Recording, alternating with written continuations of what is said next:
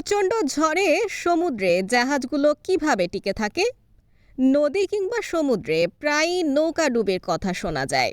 সমুদ্রে বিশাল বড় ঢেউ সহ প্রচণ্ড ঝড়ের মুখোমুখি নৌকা টিকতে পারে না, তবে জাহাজগুলো অনায়াসে চলাচল করে। প্রশ্ন হলো, এত বড় ঢেউ থেকে কিভাবে সুরক্ষিত থাকে জাহাজগুলো?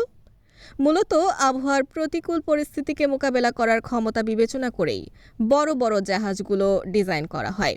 প্রায় সব জাহাজের নিচের দিকে লম্বা পাখনার মতো একটি কাঠামো থাকে। জাহাজের তলা এমনভাবে তৈরি করা হয় যেন স্থিতিশীলতা বজায় রাখতে সাহায্য করে এবং জাহাজটিকে ঘূর্ণায়মান হতে বাধা দেয়। বড় জাহাজে ব্যালেন্স ট্যাঙ্কি থাকে, যা জাহাজের স্থিতিশীলতার জন্য পানি দিয়ে ভরা যায়। সমুদ্রের প্রতিকূল অবস্থা তৈরি হলে এই ট্যাঙ্কিগুলো আংশিকভাবে পানি দিয়ে পূর্ণ করা হয়। এর ফলে জাহাজগুলো ডুবে যাওয়ার হাত থেকে রক্ষা পায়।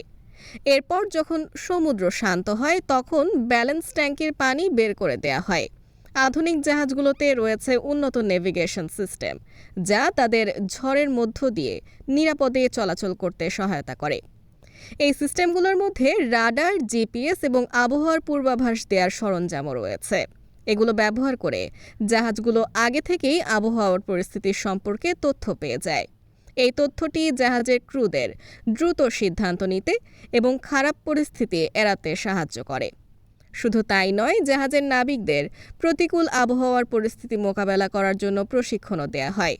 দক্ষ এবং অভিজ্ঞ নাবিকরা জানেন কিভাবে ঢেউ ও ঝড়ের প্রভাব কমাতে জাহাজের গতিপথ ব্যালেন্স ট্যাঙ্কগুলোর মাধ্যমে সমন্বয় করতে হয়। তাদের এই কৌশলের কারণে বিশাল আকৃতির ঢেউ আর তীব্র ঝড়ের মুখেও বড় বড় জাহাজগুলো টিকে থাকে।